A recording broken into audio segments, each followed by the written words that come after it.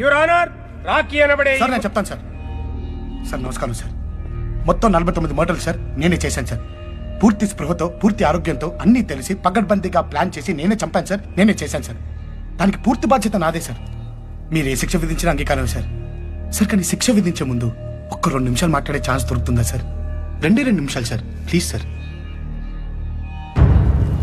Thank you sir.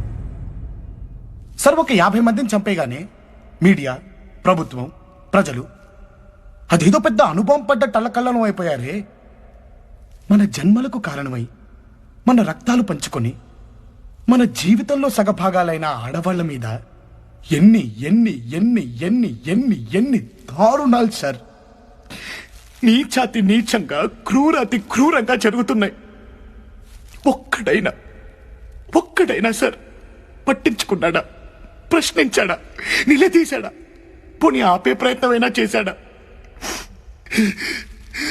అసలు ఏం జరుగుతుంది మన దేశంలో?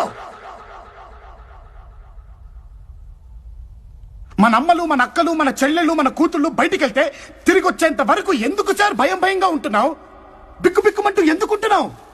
అరే వాళ్ళెవరో అడవుల్లోకి బాంబులు మచ్చలేదా ఎడారుల్లోకి వెళ్ళిపోతున్నారా? అరే మనలాంటి మనుషుల మధ్యకే కదా సార్ వెళ్ళేది. ఆడది బయటికి వస్తే చాలు సార్, సందుల్లోనూ, రోడ్లలోనూ, బస్ స్టాపుల్లోనూ, బస్సుల్లోనూ, రెస్టారెంట్లోనూ, ఆఫీసుల్లోనూ, పోస్ట్ ఆఫీసుల్లోనూ, పార్కుల్లోనూ, కాలేజీల్లోనూ ఎక్కడ పడితే అక్కడ సార్ కామంతో చూస్తున్న కొన్ని వేల కళ్ళ మధ్యలో నడవాలి సార్ మన స్త్రీ. ఎప్పుడు ఎవడు ఎక్కడ ఏం చేస్తాడనే భయం సార్ మనకి. అరే స్త్రీ అంటే సెక్సేనా? ఏంటి సార్ ఈ పరిస్థితి? దరిద్రం.